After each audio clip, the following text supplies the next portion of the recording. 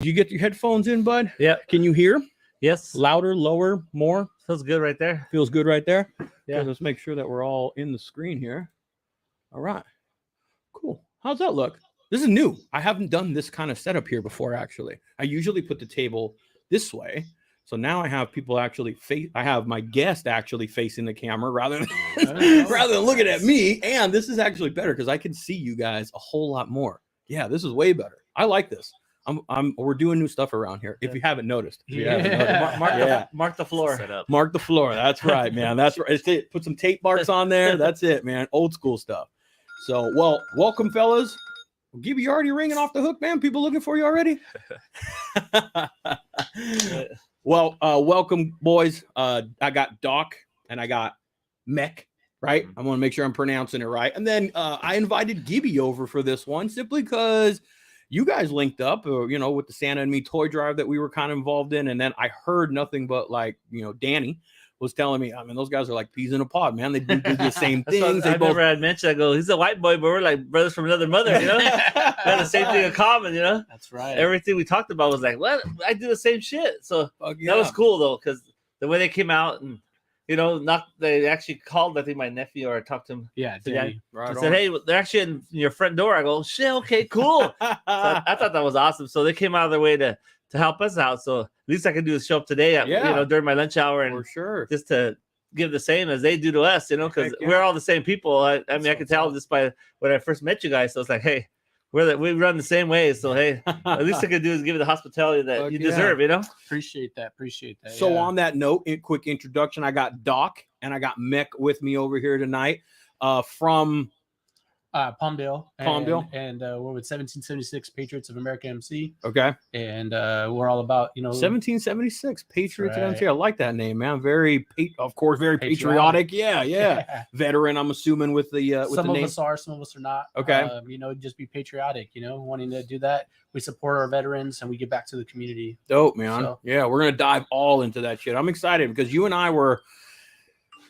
I think I was talking to you. It's weird because I now have yet another rebranded page, but this one's it. This is it. It ain't changing. This is it. We are locked in. But it was Harley Showcase, I think, at the time, and I saw that you were putting on an event in Palmdale and you were doing some stuff out there. And I think when I reached out to you, at the time that I reached out to you, I was really into like a mobile podcast. I've done one at Gibby's house. I've done one at Pismo Run. I've done at Live Fast Rally.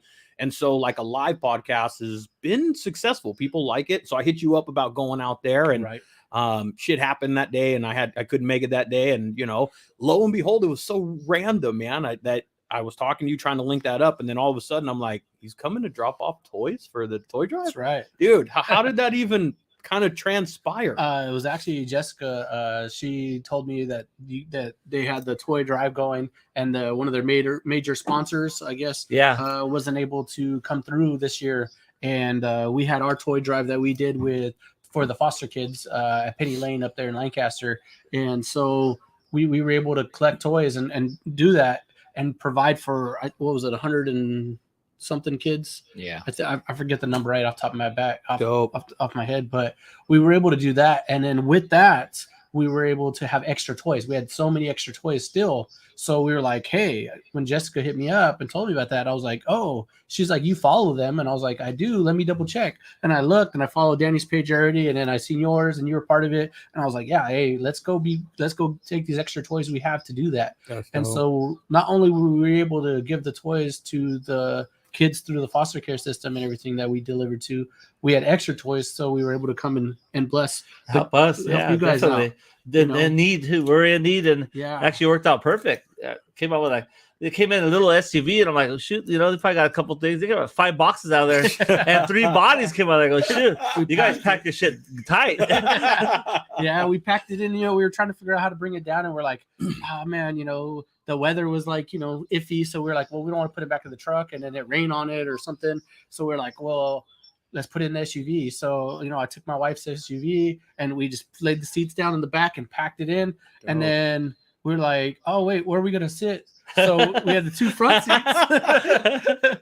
We had the two front seats, and we're like, all right, well, can we reorganize this? So we like moved some stuff, stacked it, and then we were able to have a third person, another rider, one of our members, come with us to deliver the toys. Yeah. Sounds like my kind of get down. Just like make room, we'll make it work, we'll figure it out. Right, you know, right. Figure it out as you go, right? Yeah, she had toys on top of her, and everything. She was like, "That's okay, let's go, let's do this." That's pretty cool, man. And I know, like, just from being, it's not the Santa and Me toy drive. That's been their thing. I just wanted to like do my part, right? Right. And so I know Gibby how thankful and appreciative he was. I know from this end of it, like, hey, we were doing our part to try and get everyone out because we knew kind of the scenario and stuff. So, I mean, that speaks volumes, man. Like you and I just had a couple conversations. We didn't have a whole lot. We just had a little bit of hey, man, like-minded. You do events. I want to do a podcast.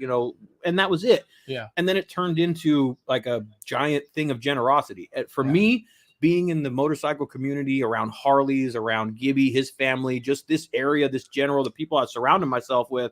It's amazing, man, to trip out on like how that shit works, dude. Yeah. There's something about, I don't know exactly what it is, being a motorcyclist, a Harley guy myself, but I don't know what it is. Maybe you guys can help, but there's something about Harley riders.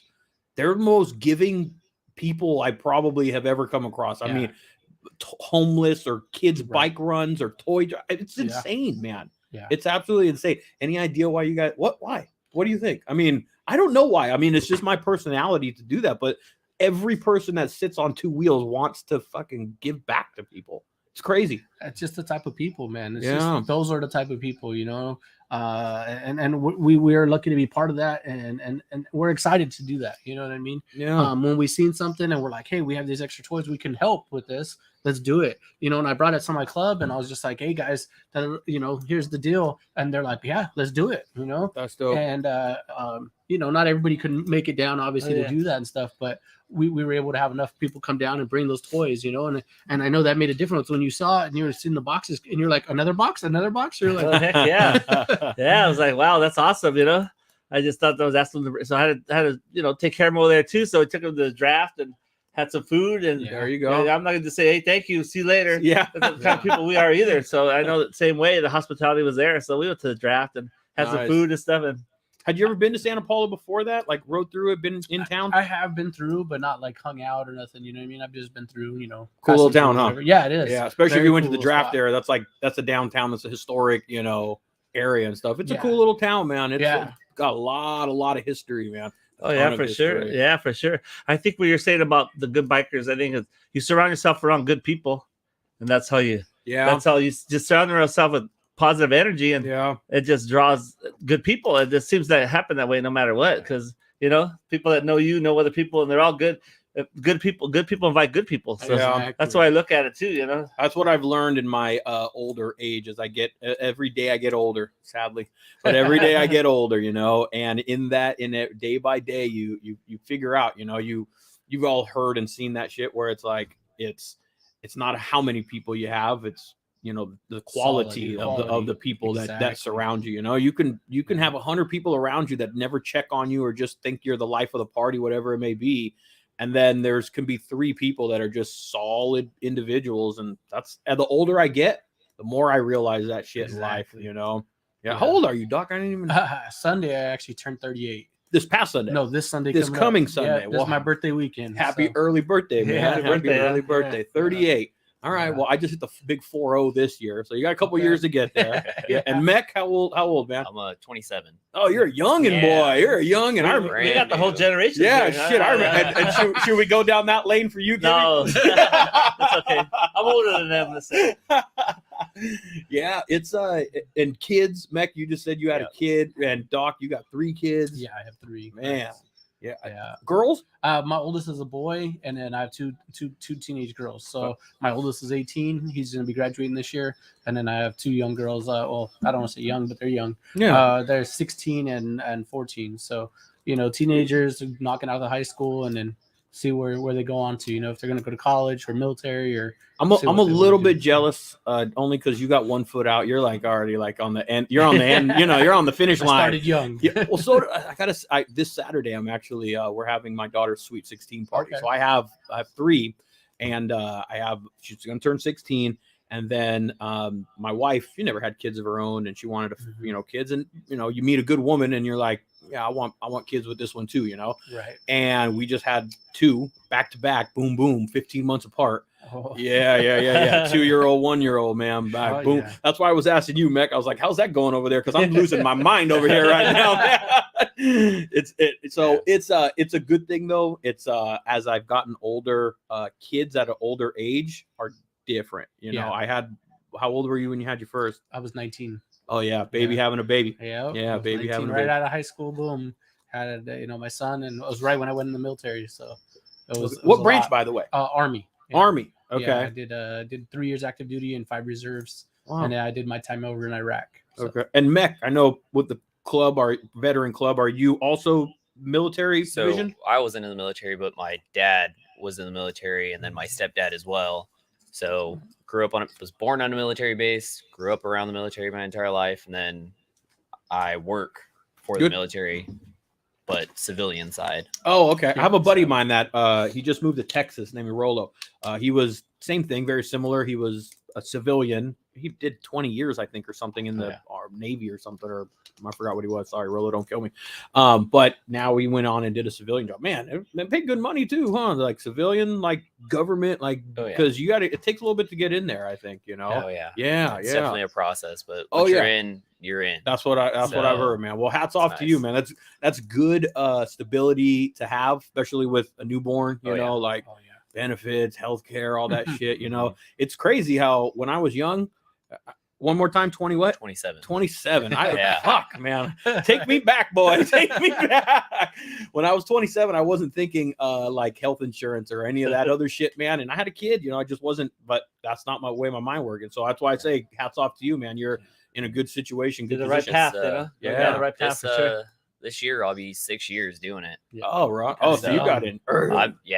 I've been applying since I graduated high school. Graduating on a military base. If I wasn't going to join the military or go to college, I tried the whole college thing. It just wasn't for me. I just would stare off into space. I'm like, I can't do this. Me too. So I was like, all right, let's just work. And I was like, keep applying. And like I said, the process, trust the process, you'll get there eventually. And when you do, I mean, you're set. I think that's really good, solid advice for people to remember. I have a friend who helps. Her name is Alyssa. She helps with my media stuff. And she was telling me a story. She just got hired by, we're going to have to turn that off. Is that yours? Anyways, she can you hear it? Yeah. Yeah. She applied for Edison like a ton of times. And this last time she just got hired. So what you said is like, don't quit, don't stop. I think she was telling me in that when she was telling me she got the job, she's like, during my interview, one thing they said was like, is there anything else you would like to tell us? She's like, I don't know if this is going to hurt or help me. I really don't know, but I just want you to know I have not given up on applying for this. I've applied like 10, 12, 13, 14, 15 times. Mm-hmm. And, for them, it showed like, the resiliency, like, okay, you want this, you're hungry for it, you haven't given up.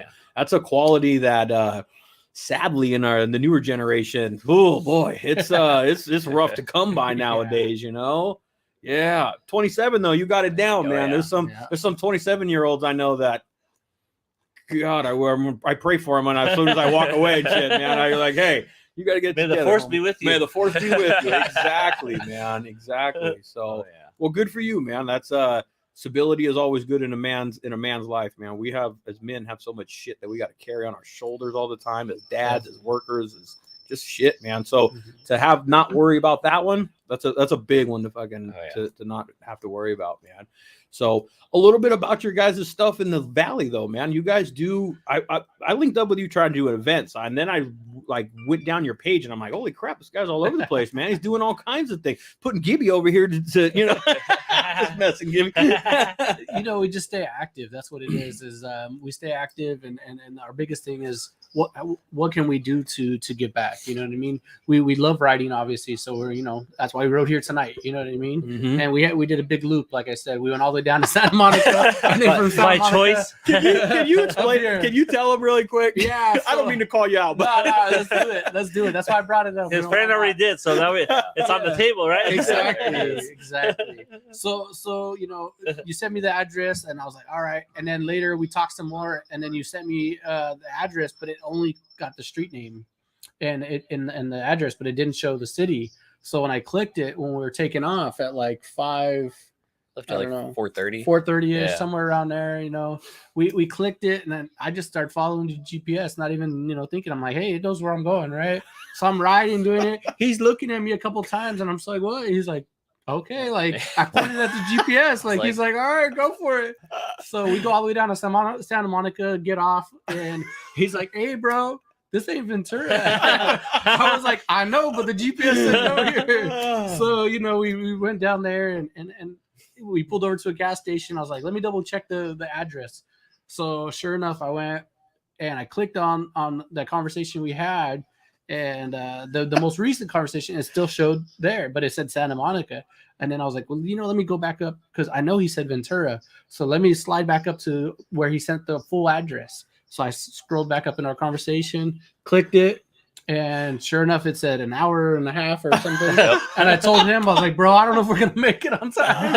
And I was like, let's do this. Damn. So, we jumped back on the bikes. We got ready, and we just start splitting lanes and cutting through traffic. And we made it here, It took the long way here, man. Ain't nothing wrong with a few extra miles, Yeah. We ride. Cruise. So. Yeah. I've taken a left when I should have taken a right. It happens, man. Yeah.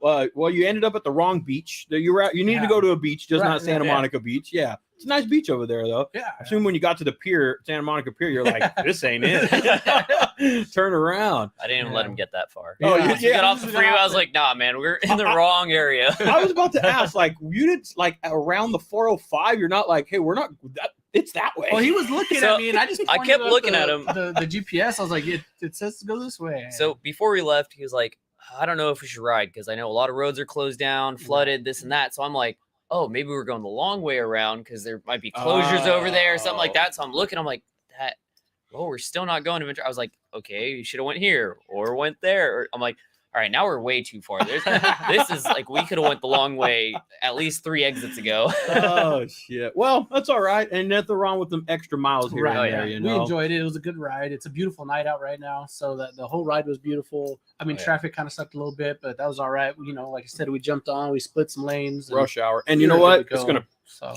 rain cats and dogs again this weekend. So get your riding in where you can, This rain, man, we're not used to this in this neck of the woods, California. How did it go up there in your area? It was pretty bad here. A lot of rain, and streets were flooded and stuff, but it cleared up because it dries up so fast up there, the desert, the water just eats it. Yeah. So one day it'll be flooded, and then next an hour later it's gone, clear, sucked up. Yeah, no, we had the 101 shut down, we had the 33 shut down, we had 126 shut down. It was pretty bad. There's a golf course over here that runs along a river bottom, and it's puddled with mud. I mean, it's a mud bath now is what it is. Did you see the pictures, Gibby? Oh no, is it Olivas? Buenaventura. Buenaventura. That whole, because it butts up against the river bottom, and it breached it easy, no problem. Literally, like there's no breach. It's fucking walk into the river bottom. And so it was.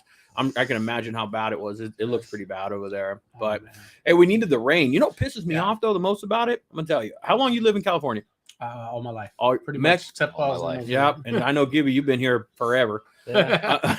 No, that wasn't a dig, man. That wasn't a dig. I swear. I know it sounded like that, but it wasn't.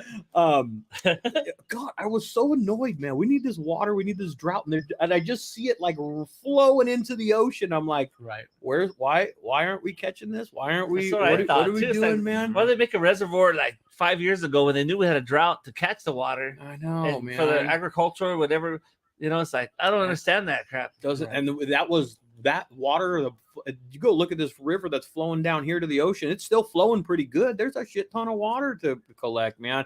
We live in a fucked up state, man. They just know that we will deal with whatever stupid crap they do because we live in paradise essentially. Right. And the sad part is they know that, and they just go, what are they gonna do? You know, There's barbed wire fence around. We can't touch it. You know, they want to fence everything up so we can't touch it. I know. It's bad. The other day I was posting on that, and then someone messaged me that they made it illegal to collect rainwater in California. I was like, seriously? They're like, yeah.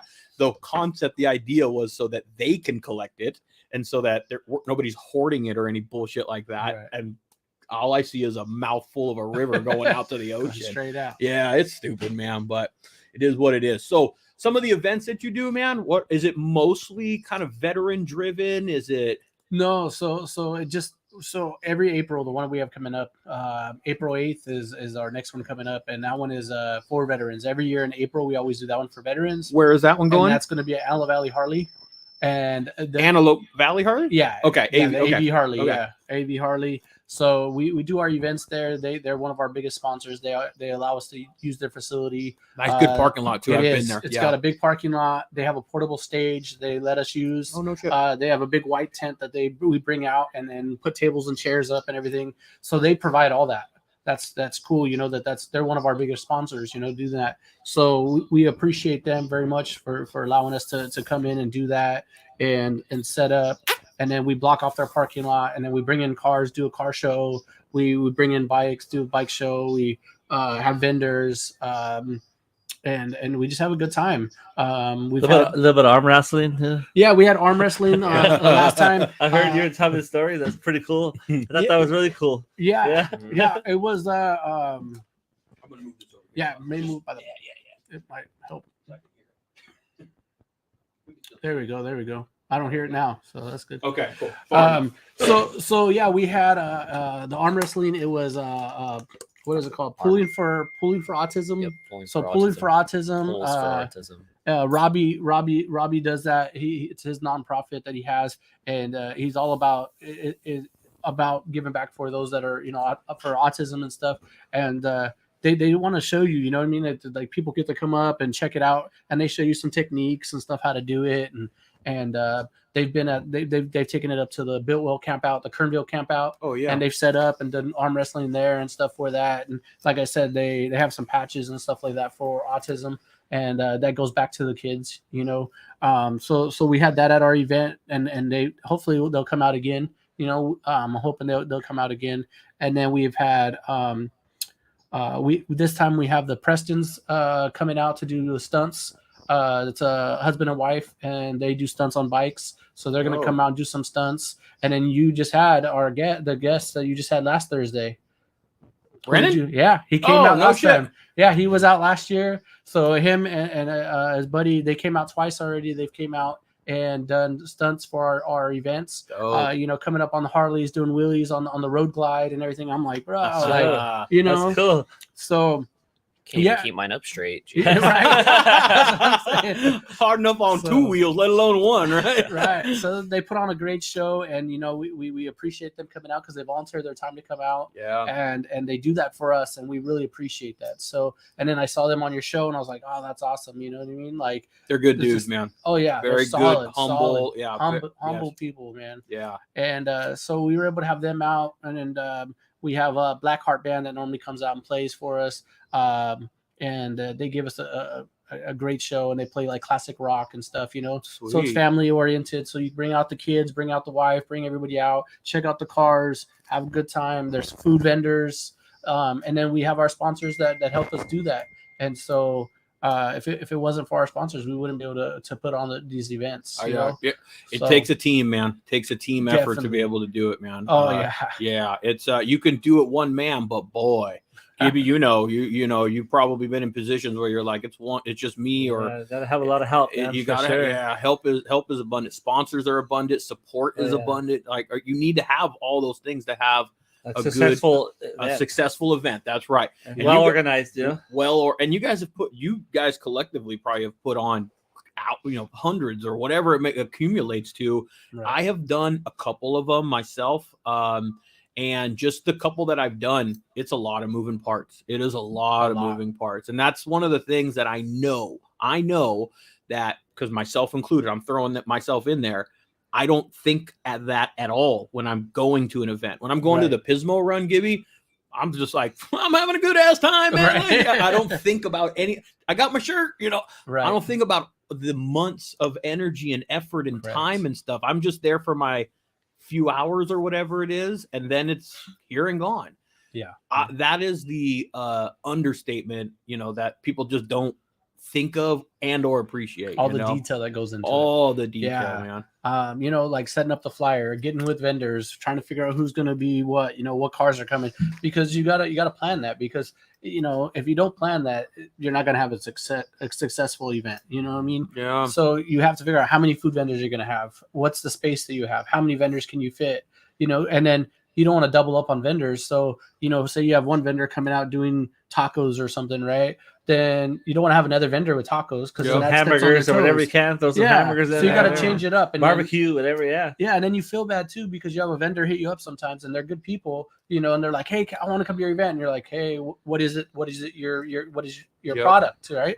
And they're like, "Oh, it's this," and you're like, "Look at your list. Oh, I already have somebody with that." Yeah. And then it's like, well, maybe next time I can get you, you know, like remind me or hit me up. This, you know, try to plan out your next event already, so that you can say, "Hey, I could put you on the list for this next event or whatever," so that you're not, you know, because you want your vendors to have the best experience that they have as well, that they could have. Yeah, because you want them to come back, you want them to do well, of course. Right. And if you have 3-4 vendors of the same thing, they're probably not going to do very good. You know what I mean? Because exactly, most people end up going to 1 or 2, and then now the other vendors are missing out, and that's not right. So you try to share the love too. Share the love, you know what I mean, and mix it up, change it up.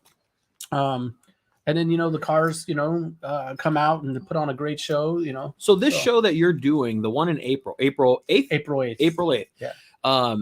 What was it called again? One more time? It's D.O.C's second annual veteran fundraiser. Okay. So, so number 2. This is the second year. Last year was the kickoff then. Oh, nice. Okay. Yeah, this is the second year. Everything's got to start somewhere, right? Gibby's Pismo run started in 2000 or whatever. What was it? 2001. 2001. And still, here we are in 23. And I know it's going to go off in 23 again, you know. It's got to start somewhere. It's got to kick off somewhere. And last year's event was clearly successful. We're doing number 2. You know. It was very successful. Everyone had a good time.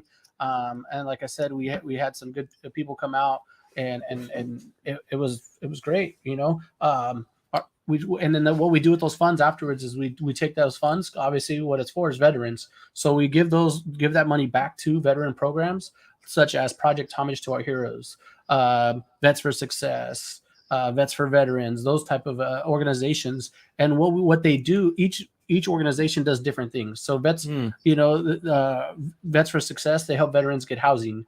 So they put veterans in hotel rooms and stuff like that until they can get in some kind of program like VASH housing to get them in housing, right? So you have a veteran family that's in need. And so we like to give back to them because they that's a good cause, obviously, right? And it costs money to put a family in a hotel. So we try to give money to them and help them out. Project Homage to Our Heroes, they take veterans fishing, hunting, camping, bowling, and they do that for our veterans. And so, because a lot of veterans have PTSD, like myself, I have PTSD, but my outlet's writing and helping other veterans. That works for me. But for other veterans, it may not be that. So they might need to go and get connected with others and go camping or hunting or fishing or whatever. You know, everyone's got to find their niche. Everyone's got a different outlet. Everyone's got a different vice, you know. Yeah. So we support them and try to get back to them and support him. You know, we support them and we want to be able to give that because that costs money, right? To go. Now, not every vet that goes with them they pay for, because if they have a vet like say myself and I could afford it, then I'll just pay for myself and I'll go with them. But those vets that can't, this way they can pay for it and they can take those vets out. So this way they're not missing out. Yeah. I really like just sitting here, man. I'm never a vet, man. I have family. My stepfather who recently passed, hardcore Marine. I mean, back in the day, he was like in the Marine, like when Marines were Marines, you know. I'm sorry, Marine Corps, but he would be the first one to sit here and tell me. He'd go like, "Oh, it's not like it used to be," type thing, you know. And I get it. We're in 23. Times have changed and all that shit. But I had a lot of family that was in it. My grandpa, my stepfather, and a lot of friends. And it's a from outside, from a civilian standpoint, it's a level of respect for myself. It's I know some people are gonna go like, it's a job, it's a this and a that, because it is, right? Right. But it's a duty. It's also an obligation. It's also like country, and it's a specific job, you know. It's not, you're gonna probably be a mechanic, or you're gonna be a whatever thing you go into with them, you know. It's all the benefits that come with it too. Right. There's a benefit. That's why it's a sacrifice, though. You know, ultimately there have been people that have, I would say, if we're going to compare jobs, I don't know, I would say that's the job that probably most people have died on the job, you know, in history of time, you know, and the level of respect that it deserves to me, I hold it up there on a pedestal. I would, you know, tip my hat, appreciate it, man. You know, that's just me as an individual. And it kind of saddens me sometimes when I see the aftermath, like, okay, we're done with you. You gave your service, and you know, see you later. We'll go live amongst the people now. You know, and I can see now like where that translates. I had a buddy, his name's Chris. If you've watched Evil One Customs, and he's up in Santa Maria, and they have a thing called Band of Brothers, and they do a lot of stuff like that. They're out there, like, and he did a lot. And so when he was telling me his story and how he got connected with them and everything, I'm like, see, I'm glad to know that in the fucked up world we live in, that and what you guys do and what Chris does and Gibby putting on this run and the toy drive. My dad's a Vietnam veteran. My dad's a Vietnam veteran. Dudes like you guys are still out there doing shit. That's good, because all we ever hear is doomsday in this damn world now, man. It fucking sucks. You know, hard to watch the news. Yeah, don't watch it. Huh? I know. It could be dangerous to your health.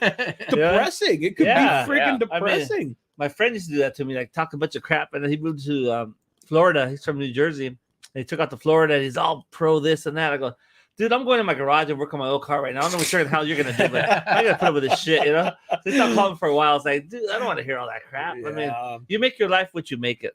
Everybody has a choice. You make your life what it is. If you worry about all that stuff, you're never gonna prosper and never get, you know, to do what you want. Just leave that behind and make it your life, and make your kids enjoy what you're doing, so they could grow up and understand that, hey, you make it what you make it. You know, that's preach, homeboy. Preach, homeboy. That's right. Preach, OG. Preach. Can I get an amen? I'll give you an amen. No, but you know, that's what I see. You know. Well, that's coming from. Hey, I don't mean it in a dig, but that's coming from experience, man. That's coming from experience. You know, definitely. And listening to older people and listening to whoever talks to you and listen to them, what they have to tell you, because you know what.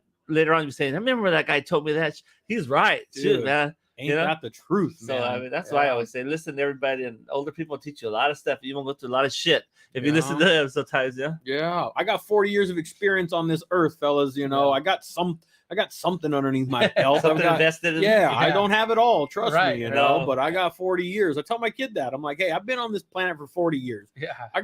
I've seen some stuff and done some stuff that you haven't. I know a little bit of things here. A little bit, not a lot, you know. I'm always chasing more knowledge. I'm always learning.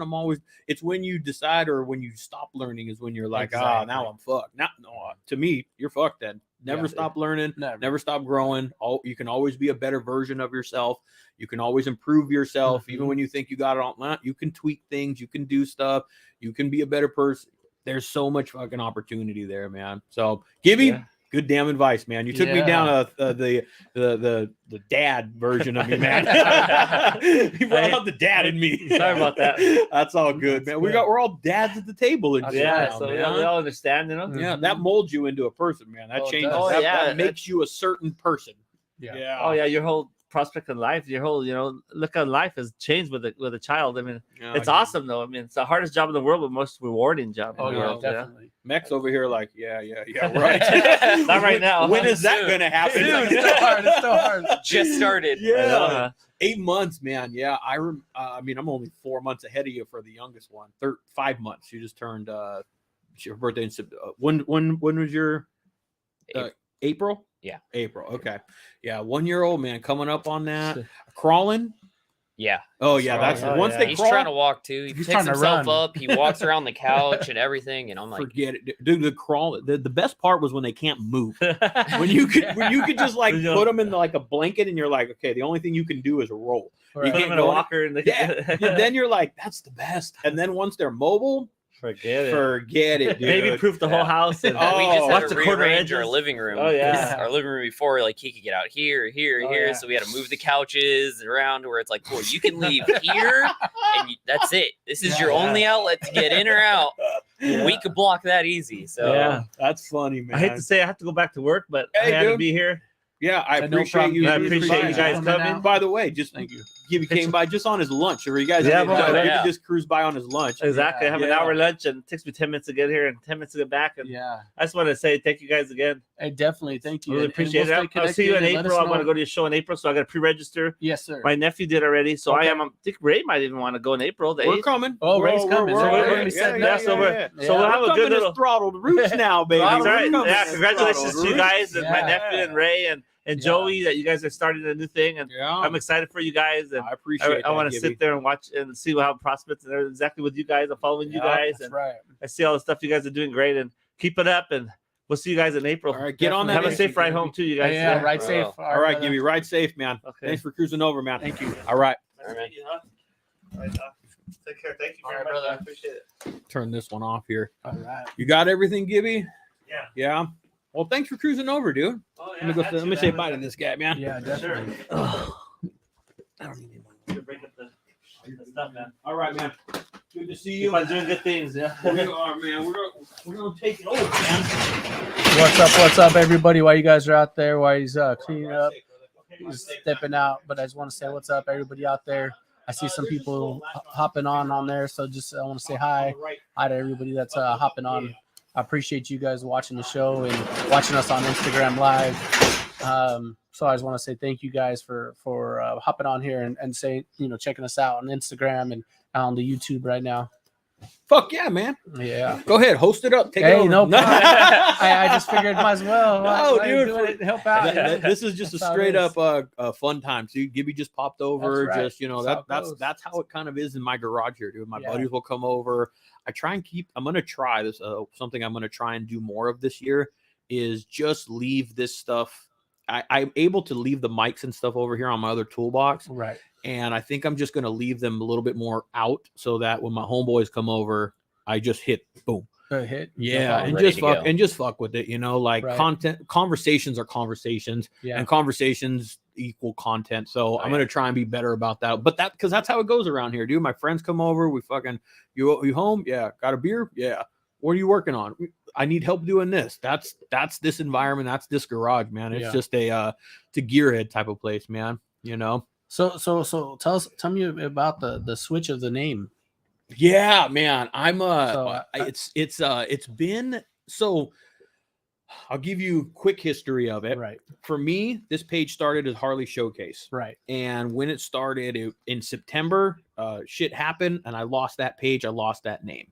I quickly needed to get back in front of people and put something out there. Right. And a name is important, right? Yeah. A name to me is if I don't know what it is and I'm not like, oh, that's cool, then I'm done with it. I don't Right. move forward anymore with it.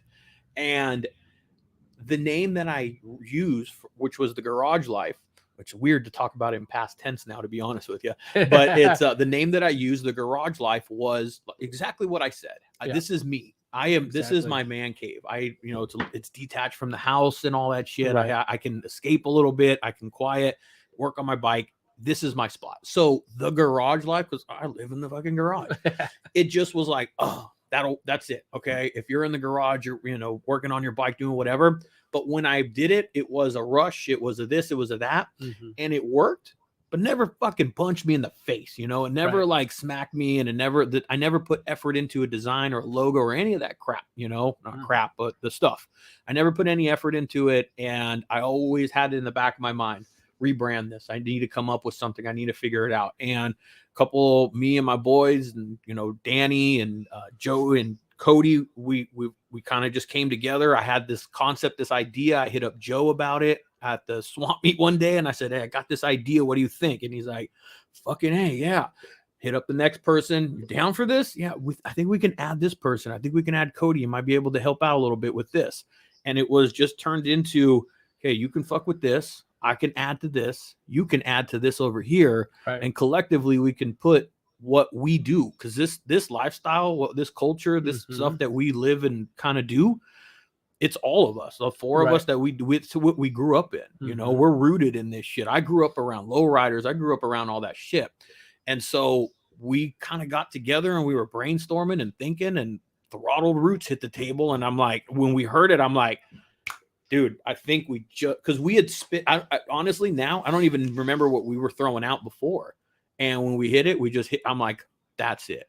Now we go into design mode, and now we start playing with logos, and we start getting creative and having some fun with it, and do what we got to do, because now we got a name, and it's just evolved, man. You know, so there's opportunity there. This has grown 10 times more. It's grown fucking anything. Whatever it has grown is more than I thought it would. I honestly thought me and my dumbass friends were going to be like kicking it on Instagram on Sunday nights, and we were just going to be talking about our bikes, and people were going to like look at us like we're fucking idiots. And it turned into this, dude. And I'm just the type of person that I'm like, hey, I see opportunity there. You know, there's grind there. There's work there. There's something there, and I can do something with it. And then I rolled with it. And here we are. And 23 was like, okay, this is the time to do it. This is the time to fuck with these guys. This is the time to get on this level and level this shit up. And let's see what we can do. So, because end game for us is honestly like, you know, big picture, you know, studio, different things of that sort for me, you know, so, or for the brand now. So the way to do it, you got to do a team effort, man. Just like with your events, right? Everything takes a team. No matter what it is, everything takes a team. And what I was trying to do with the garage life was do it myself. And it started getting bigger and bigger and bigger, to the point where I'm like, if I can't do it by myself, or I can focus on my podcast and my YouTube, I can do that. But then there's marketing and advertising and everything else that goes along the business side of it, that it's just a lot. I can only let it go so much by myself till you got to bring other people in, your sponsors, your ad, or whatever. So that's where we're at now, man. We're kind of still in the beginning stages of it. It's the good thing is we kind of have this platform already to kind of kickstart it, you know, and it just kind of fits, man. So we're excited for it. I'm excited for it. I'm really fucking excited, actually. No, I mean, from what I've seen you do and stuff, I've, you know, like you said, we've been talking for a while back when you had Harley Showcase, you know, and so I've seen you evolve a little bit and change. I'm like, man, I'm digging this. Fuck yeah. You know, and that's why we've been going kind of back and forth. And then, you know, next, you know, now I'm here. And then you're here. It's a roller coaster, man. It's a roller coaster, but it's a grind. It's a like, there's something there. There's potential. Keep fucking rolling with it. And now I got some homeboys that are like, I'm on board with this, and are committed and devoted to it equally as much as I am. And that's a force that's, you know, that's a reckoning force right there, man. You know, so we'll see where it goes. I appreciate you asking. I appreciate the support. I know the homies do. We're getting a lot of support from our local guys, and that's where it's got to start. You know, you gotta build something, and then from there, the word travels, man. So I mean, we're all the way from Palmdale, and so the word's traveling. That's what I'm saying. I'm all the way up into 661. That's it, man. I'm starting to feel that, and that's weird. Is that I'm starting to feel that people are like, yeah, I'll come down to you. I'll come up to you and podcast. For me, that's a weird. It's a surreal kind of humbling, like weird thing to go. Really, you come all the way? Yeah. Fucking A, cool. Why not? Let's do it. Welcome to my garage. You know, come and kick it. You know. So. Hey, but I wanted to ask you a little bit more about this event that's on the 8th, because, you know, our commonality, motorcycles, Harleys, and that stuff, that's the first one. But I got a strong passion. I know you're in the backyard there. I don't know if you noticed, I got a couple cars back there. I got a 65 C10. I got a Mercury Comet. So the Harleys are my first, like, that's my love. But I'm a gearhead. I love my truck. I love that other stuff. So you're going to have some cars over there then at this thing too. Definitely. We have a C10 Familia, the C10, and then Lowdowns coming out. So they're coming out with their trucks and their bikes and stuff. So we have them coming. We have Iron Goddess coming out. We have Bunny. Yeah, Bunny's coming out. Okay. So Bunny will be coming out with the stuff. So we have Crazy Cat Moto coming out. She'll be as long as she still has some calendars, she'll be selling the calendars at the event and stuff as well. Okay. So like I said, I couldn't do this with all the people out there that support course. A lot of them started when I did it last year for the first year. I reached out to them, a lot of them, and some of them I knew. I've met them at events or whatever, but I didn't really know them. And I asked them. I said, "Hey, I have this event going on. This is what it's for." And I've met them a few times here and there. I've seen them in passing, and they're like, "Yeah, we'll come out. We'll come out." And like you said, somebody coming, from City of Industry, somebody coming from LA, from Long Beach, all the way up to Palmdale. Mm-hmm. They're like, what, Palmdale, it's like, why do we want to go to Palmdale? You know what I mean? They're like, yeah, I've heard of it. Afro Man, that's about it. But what's out there? That's right. Afro Man is from Palmdale. Yeah. East Palmdale. So a lot of people, they don't, it's not LA, it's not Ventura, like it's a desert. It's desert. Yeah, desert, everyone middle thinks. of nowhere. They're like, what do you got going on out there? And I'm like, no, like we have a lot, and it's a great location. We're kind of in between LA and Bakersfield, and we have a lot going on out there, and people don't know that and they don't see that. So hopefully with the events that we do and all the stuff, it brings more people out there and they kind of see what we have. And then it's the city is the aerospace. So we both, like I said, we both work for the aerospace. We both work Air Force. A lot of that type of work out there. Then. So there's Northrop, Lockheed, all that stuff out there, and we get to see some of the awesome planes and stuff because it's all testing out there and everything. So we get to see some cool stuff that nobody else gets to see. Yeah. So some people I tell them, come on out, just ride out for the weekend. Check out Kill Bill Church is out there, where they filmed the movie in Kill Bill Church. That's out there. So take a ride out there, come check that out, come to one of our events. There's a lot of different things going on out there, and the AV is growing big, And I've been an advocate for when I ride, I'm a advocate for, I'm never really, the place that I go is obviously the destination, but I'm always, I like going to where I'm going. Don't get me wrong. So if I'm riding from here to Antelope Valley to go to your event, I know where I'm going and I know where I'm getting.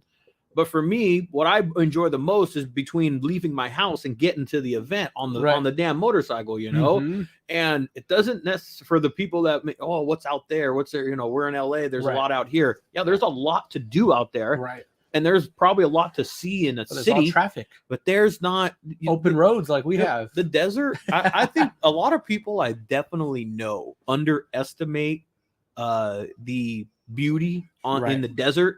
It's harsh conditions. Yeah, you got to go during there's better times of the year to ride. That's why we do our event in April, because it's Yeah, beautiful weather. bingo. Normally it can get windy, but besides that, it's not too hot. It's not too cold. You can throw on a sweater or a light jacket and you can ride. I think the poppies start to come around that time. time The poppies too. a lot of times start to come out. So it's a beautiful time. It's normally pretty green around that time, depending on the rain we got. So it's one of the best times of the year to come out is in April. And with that, like, well, when you ride during that time, you don't have to, fellas. You don't have to jump on the freeway either. Bingo. There's the mountains. You can cut them and take the Yeah. 2. I mean, if you've ridden the 2, everyone knows the 2. Jump on the 2 and go up like you're going to Wrightwood, and then just cut off into Palmdale. Find the long way there. Yeah. When there's sometimes where you just got to get to A to B, but if you're on your motorcycle and you're going to a show wherever it is, take the long way. There's shows when I go to maybe not for the Chopper Fest, but even if I just go to the Chopper Fest downtown, I'll go and ride foothill, and I'm not just jumping on the freeway right here and going straight down the road.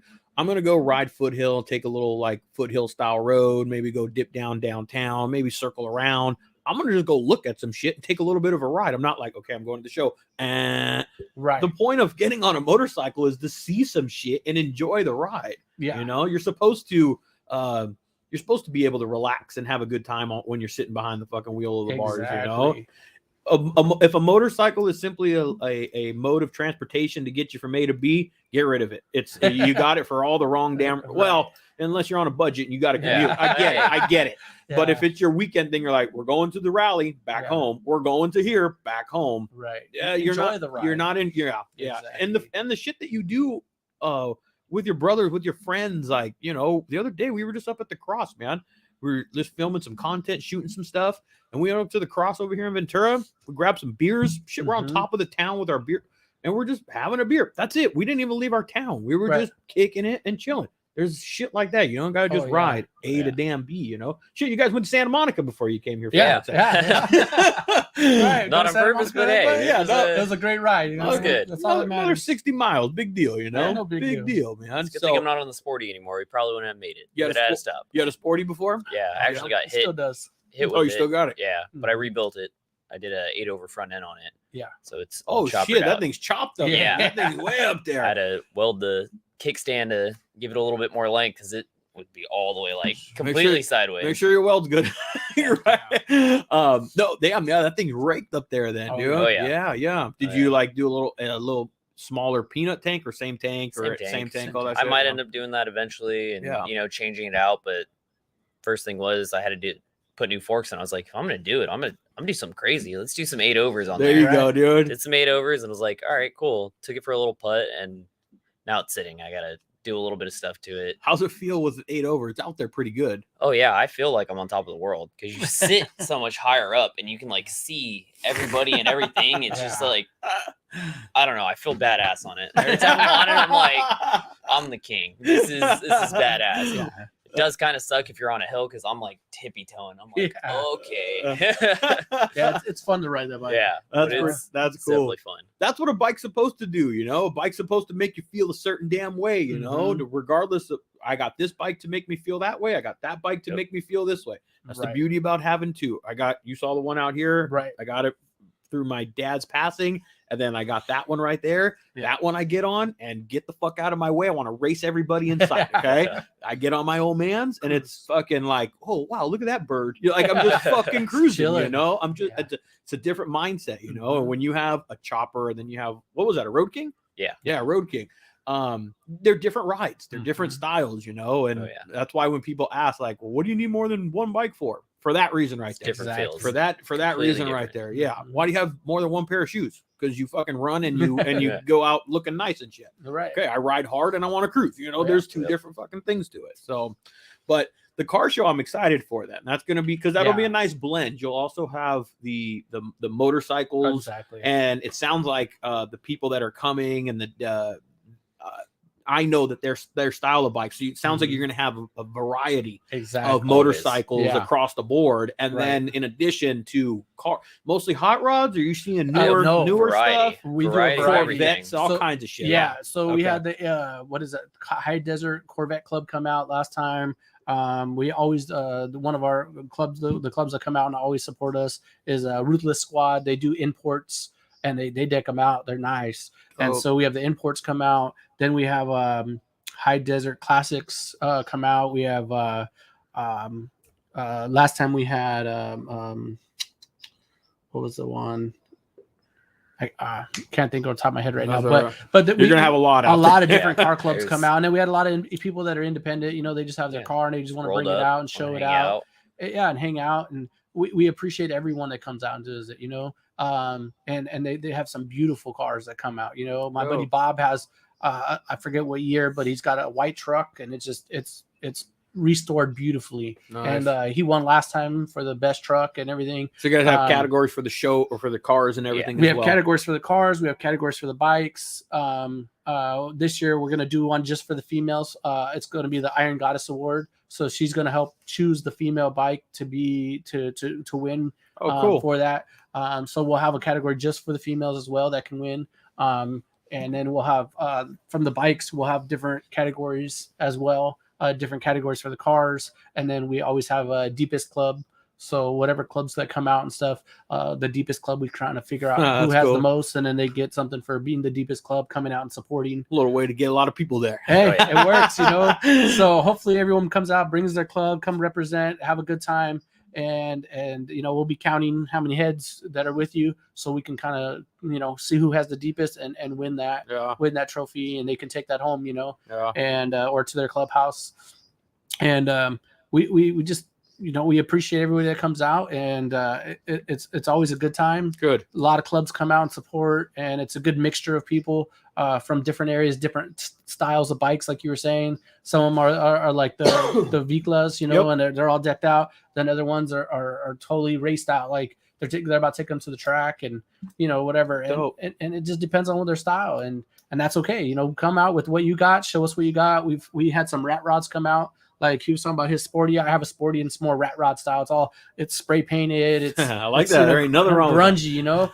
But it's a great bike. It gets on and goes, and have a good time with it. Dope. And so we appreciate. I mean, when you're in this culture, you appreciate every type of bike. You know what I mean? You appreciate different types of cars. Yep. It doesn't matter what type it is. If it's an import or if it's a classic or a lowrider, or we even had some guys, trucks with attitude, come out, and they have lifted trucks. They have a Chevy Silverado on a 6-inch lift, and you know everything. Yep. And so we give trophies for that too. Like we'll look at the best 4x4, you know, big Broncos that are lifted or whatever. How many cars on average? I mean, ballpark. What do you? So how many cars we do you have had there? Sounds like you can have like over 100 just with like the clubs and the different styles of had cars. 72 come out last year. Dope. And this year we already have pre-registration. So if anyone out there that's watching now wants to pre-register, because we have a limit of how many we can have.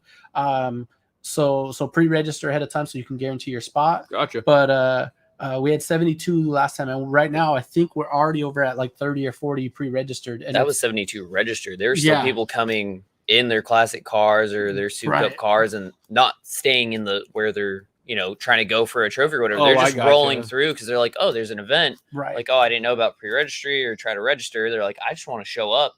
And then there's some parked in the dirt or way over there. And you're like, why is this not in the show? You're like, no, they just wanted to drive by. Yeah, you know, kind of showed off, not be center of attention, but whatever. But yeah, we have That's pretty cool. Yeah. a whole bunch of people do that. That's cool.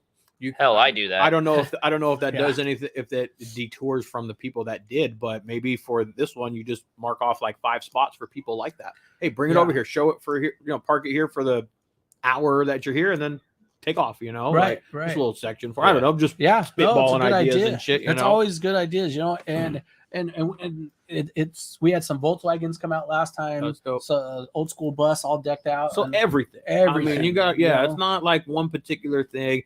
And you know, when I'm listening to you talk about clubs and whether it's car club and not every, and what you hit on is everyone has a good time. Yeah. And I only emphasize that because, you know, club or no club or whatever, this is a type of event and this is the type of environment where whatever you just leave your attitude and your shit at the door. You know, everyone's there for a good time. Exactly. They're there to support our veterans. Bring your kids. It's a kid environment. Family oriented. Yeah. And everyone respects everyone. It doesn't matter where they're from or what. You'll see people come, shake hands, whatever, and continue on. You know. Good. And it's everyone's real respectful there. It's like a neutral ground, and it's awesome. Yeah. And everyone just has a great time. You know. That's what it's supposed to be. Going, you know? Food going. We'll have some drinks there, of course. You know, American Legion comes out, they support us, and they sell drinks, and then that goes back to help veterans as well. Oh, that's good. So they're there. They have a little beer garden that they set up, and you can go and get your drink, and then you're allowed to walk around in the parking lot. Of course, just don't leave the parking lot with drinks,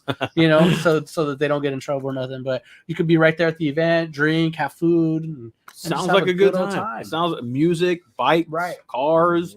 Family ship, good people, Harley dealership, great weather. Weather's going to be good. I mean, it sounds like a recipe for just a good ass time. You know? And I have to remind people periodically that even if you don't have a motorcycle or you have a car, like it's something to go and do. Right. Come and hang out. Welcome. You know, you don't have to be tied to, oh, my friend's car is coming and I'm going to go.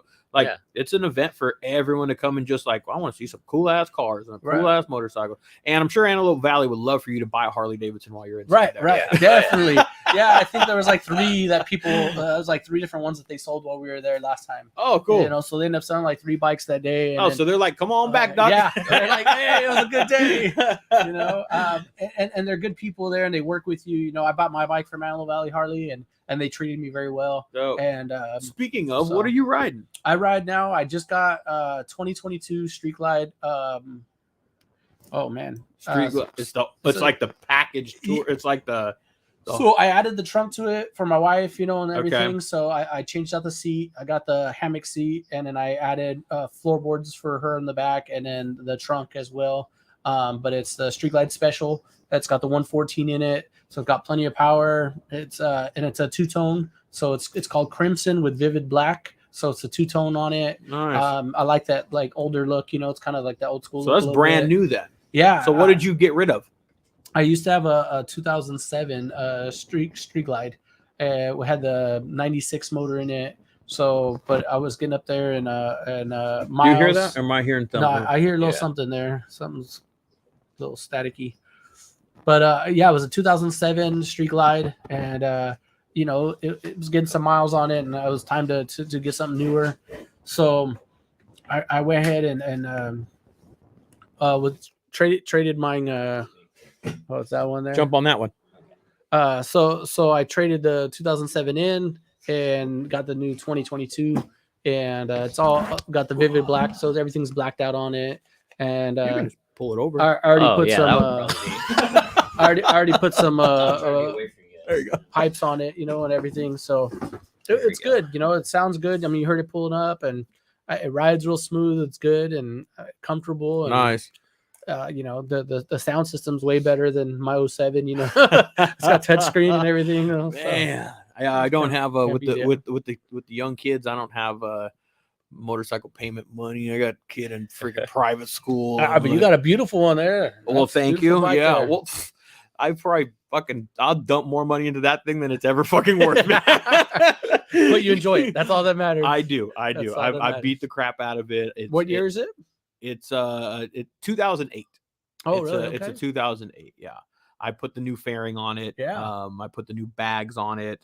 You know, different side covers. The wheels make it look different. You know. Yeah. And I put 49 millimeter front end. Updated it from the 41. So there's a lot of stuff that's been.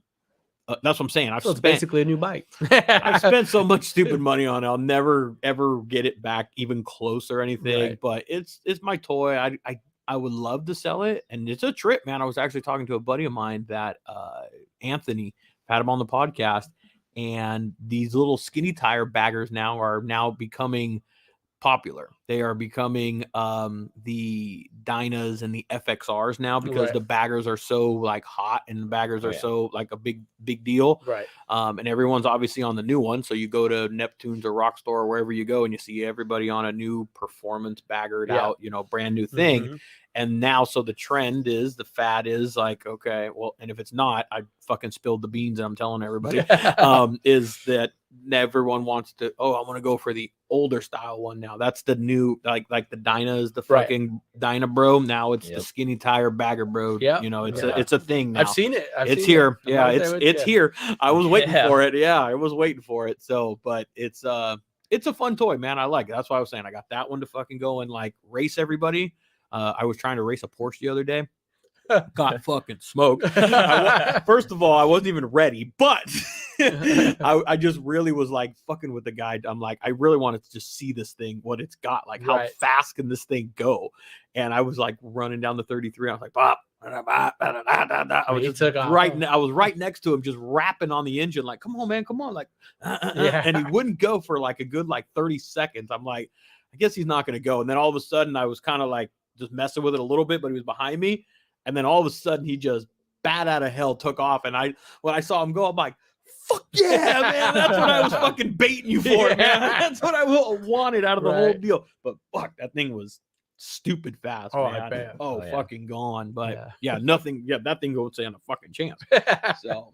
But it was fun. That's all that matters. It was fun. It was fun. Yeah. So brand new bike then, man. I personally have never owned a brand new This bike. is my first one. So is it? I've been riding since about 2003, off and on.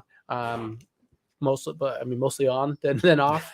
But you know, you have a bike down or whatever for a little while, it sucks. But hopefully it's not you down. No, I've been good. Knock on wood, you know. Knock on some wood here. I've been good, luckily. But you know, being able to get a brand new bike, you know, that was a blessing right there.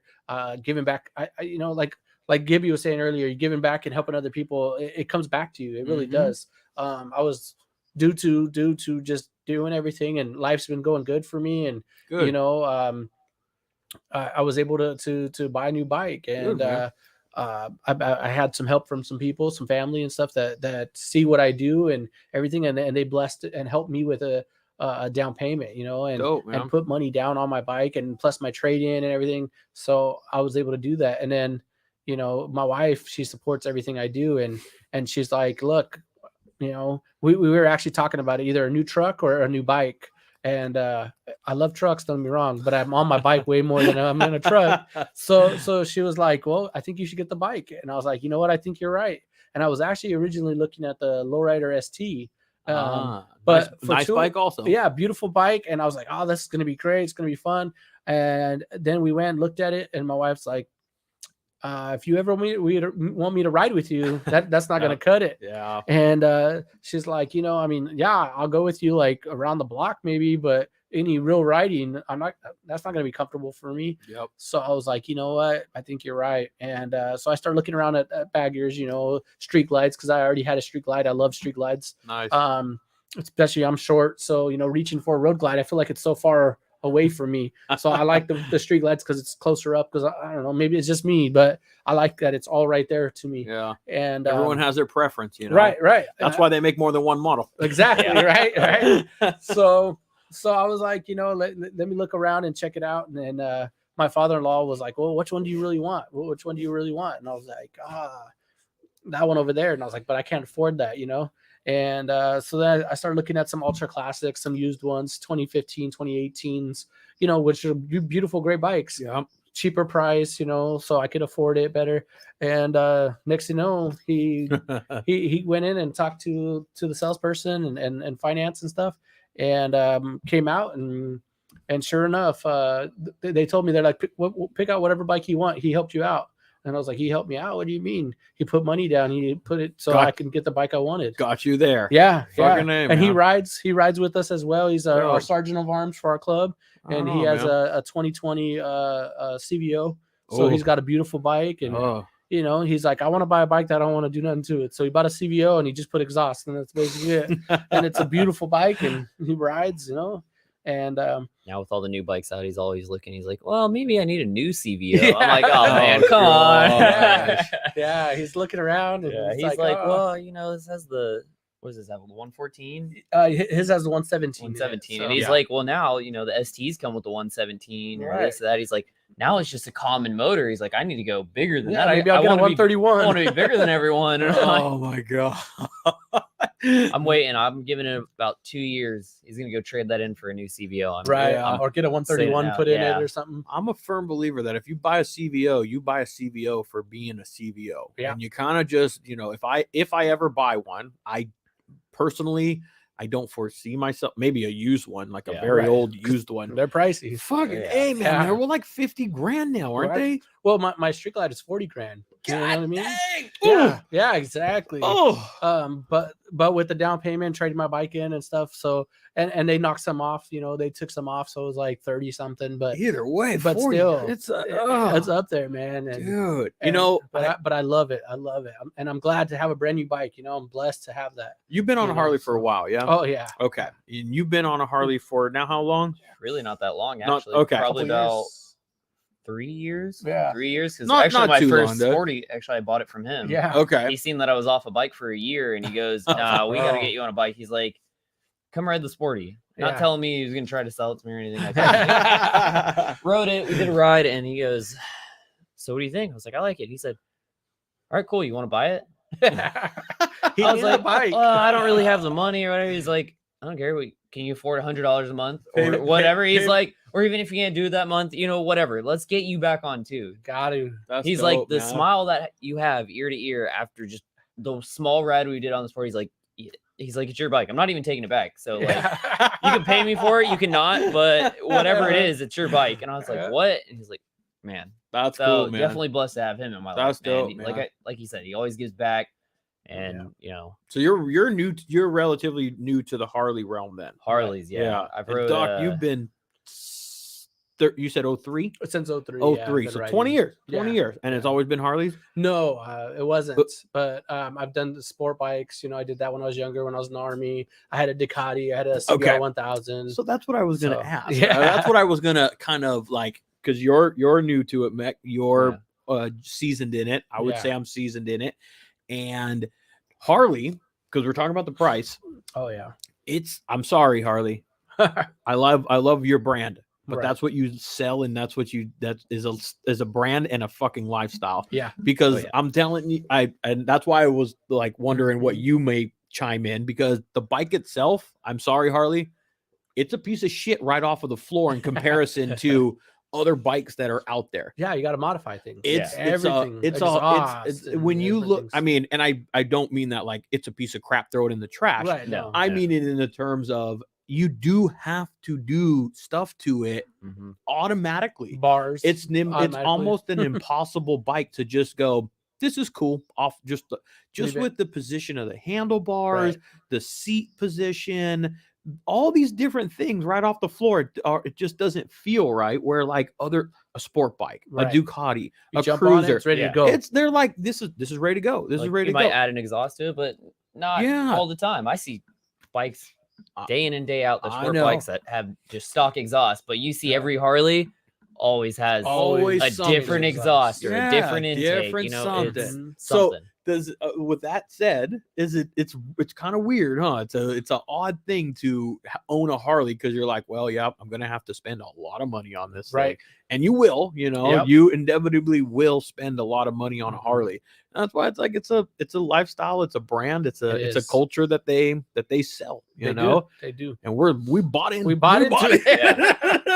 and it hits our pocketbook, and we keep doing it. Yeah. Well, they're coming out with these new bikes. What do you guys think? Have you guys seen the new ones that they released for 23, like the color schemes and any of that stuff? I've seen them a little bit. I didn't too much, but there's not a lot of changes with the bikes. Right. Yeah. Just they're offering some different colors. Yeah.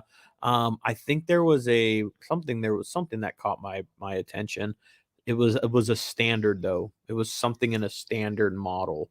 I don't remember what it was, but I thought, oh, that's good. Because like we were talking about, most people, this is my advice, that since and I think Harley kind of figured that one out to be able to sell to them, is they're selling a Dyna, or what do they call them? Soft tail standard now. That's what it is. Soft tail standard. And then they sell a ultra standard or a bagger or a street glide standard or something like that. Yeah. And you can modify it all. And if you're gonna buy a bike, guys, if you're gonna buy a brand new Harley, my suggestion, because unless you want a specific paint job from Harley, and they charge you more for that, by the way, in case you were wondering.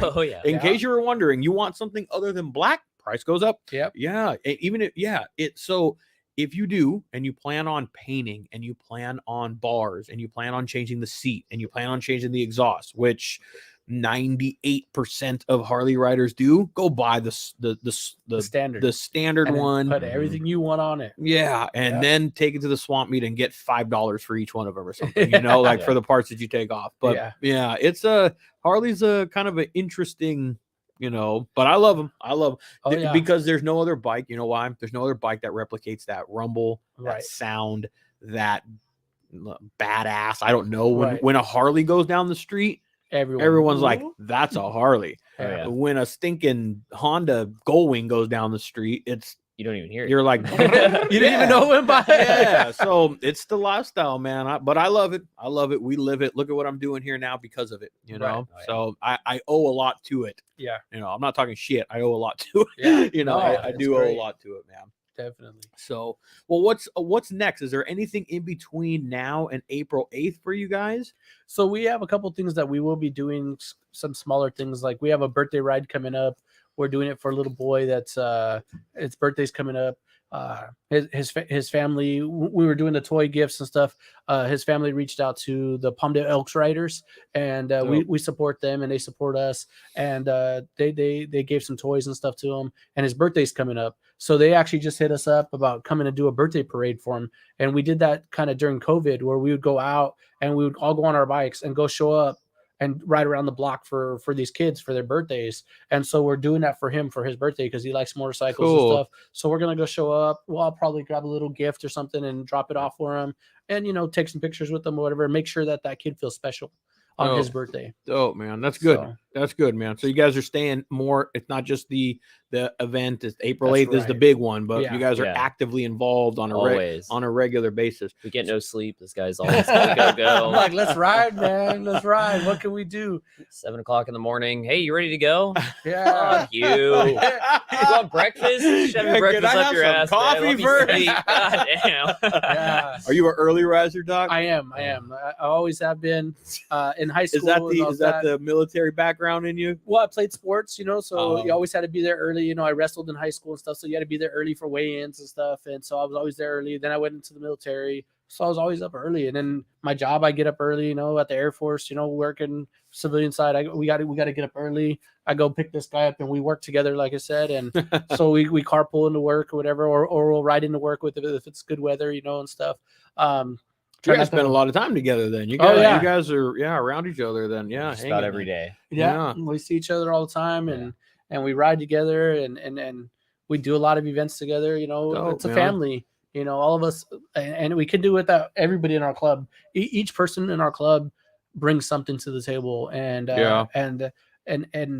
we have female riders as well. You know, we have female. We're a co-ed club, and everyone's welcome. You know, as long as you're patriotic and willing to give back. That's dope. But we ride a lot, so you know, we tell them, hey, are you sure you're ready for this? Because we're always doing stuff.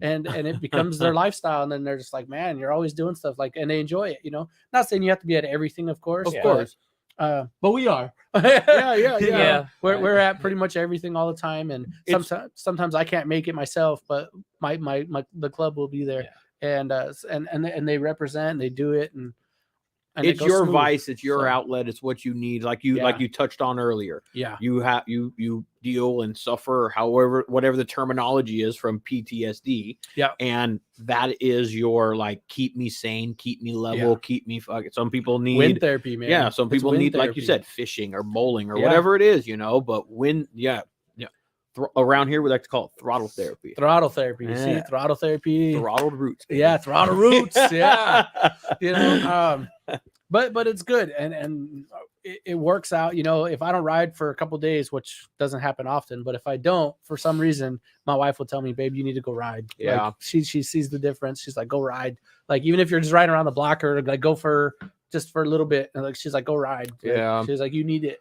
So it's if you don't ride like that, if it doesn't do what you're like explaining, like for you, if it doesn't hit you in that way, you'll never understand the level of what that means. Even if you're like, okay, I just go in the store to grab a beer, like, you know, 5 minutes, 10 minutes, you're like, you know, like you'll never understand that. I do that on the bike, but for me, I also do it out here, you know, like in like just getting in. Sometimes I'm just here, like not washing, like scrubbing the bike or cleaning it or detailing or doing dumb little shit, because it's like, okay, it's my decompress. It's my zone out. It's like, I don't have to think about the kids for 1 second, and I don't have to think about the podcast, and I'm just like, I'm in my own little thing. Right.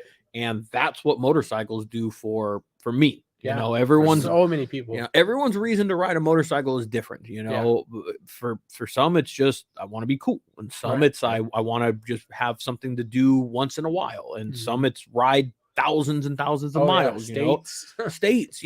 Everybody's is a little bit different. You know, for me it's a little spread out. I like to go long ways, but I like to like just go down the street, and then I like to haul ass really quick down the It's spread out all over the place. But for me, it's just fucking like, I can ride the same road, and I do. I ride the canyon roads here often. I've done them thousands of times probably.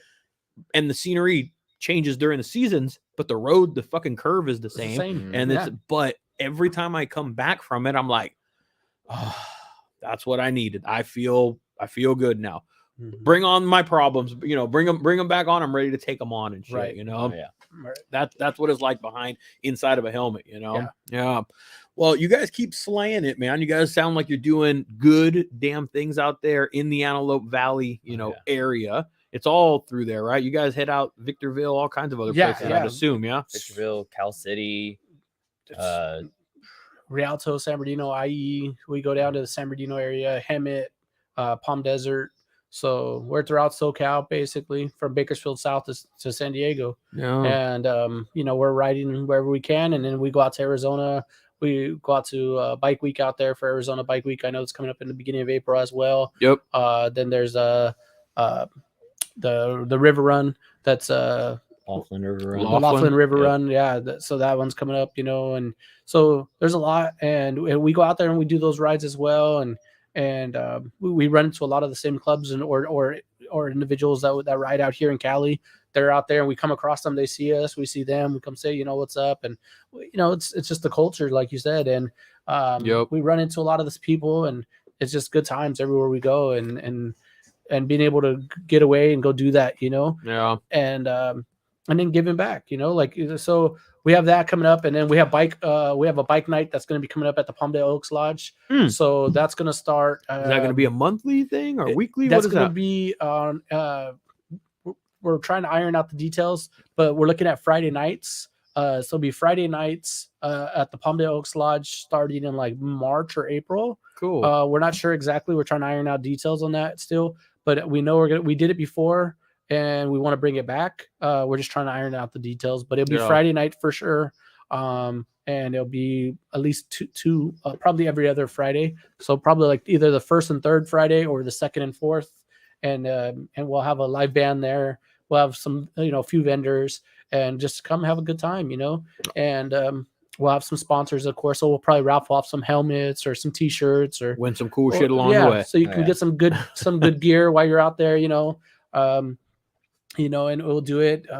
We have that event. I don't know if you've heard of Throw Punch. So Throw Punch, Sean. Yeah, I've had him on the show a while back. Yeah, he's going through some medical stuff right now. Oh, I'm sorry to hear that, man. He has a fundraiser coming up for him as well. And he does a shit ton for veterans a lot as well. for veterans, and he's a vet himself also. And so for anyone that's watching or hearing this right now too, I hope that they come out and support that in Ontario. That's going to be coming up. I don't, my phone's right here using right now, but otherwise I would look up the date. Post it, tag us. Yeah, it'll be on there, and it's gonna be a fundraiser to help him out for what's going on with his medical needs and stuff right now. And he does a lot for veterans and gives back. And we've worked together throughout the years. And a lot of times he comes out to our events. We go to his events, and it's all good. It's about supporting the veterans like him. And vets that are out there doing stuff. And I know we talk a lot about vets, but I mean, that's kind of my passion personally, but they support me. The club obviously does, but then we do a lot for kids as well. So it's not just vets. We, like I said, for Christmas, we just did a thing for kids that are in the foster care. We do the birthday parades for kids. Another thing we've done is go out and feed the homeless. We'll gather up and do it. I know a lot of people go down to like Skid Row and do it, but we try to do it local there in the AV. Yeah. So there's an area, there's the train tracks, and we'll make, lunch bags and sandwiches and stuff, and we'll go set up and we'll feed the homeless there. That's really cool. Set up, And so how can people help? I mean, I'm sure you guys volunteers, people that want to come along, so they can just reach out to you like on your Insta. Is that like the best place to kind of get involved, get more information? Is your Instagram? So we have a club Instagram as well. So the club Instagram is the best option, or directly to me. I know my Instagram has been around longer, so I have a lot of followers and stuff on there. I'm like 9,000 followers or 10,000, something like that. One day I'll be at like 30 or 40. Who knows? It takes a lot of work, doesn't it, dude? Doesn't it take a lot of work? I think people, I know actually Sunday, this Sunday at 6, do you follow Jace from Fast Life Garage? I believe so.